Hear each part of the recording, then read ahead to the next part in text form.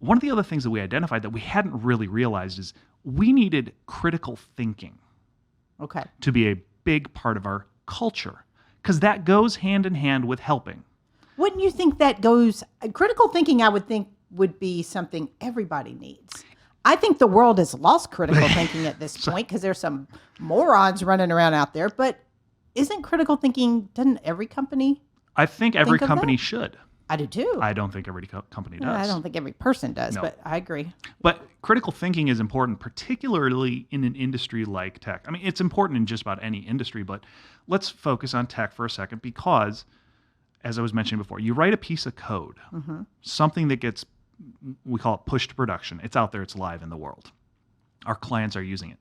Well, now you get promoted to a different department, or you get sent, on a project. You're not in the office for whatever reason. You've either left, been promoted, on PTO, whatever, and a problem goes wrong.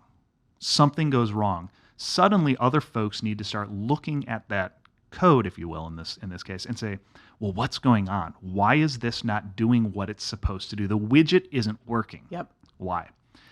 And if you are two heads down and not wanting to critically think about what it is, you'll just look at it and say, well, that's Bob's problem. We need to wait for Bob to get back in the office. Or you'll throw your hands up and go, I have no idea because I'm scared to look at that.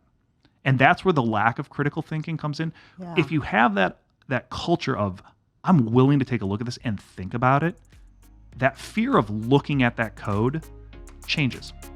And it becomes, you know what? Absolutely, I'll Let's dive into figure it that. out. Exactly.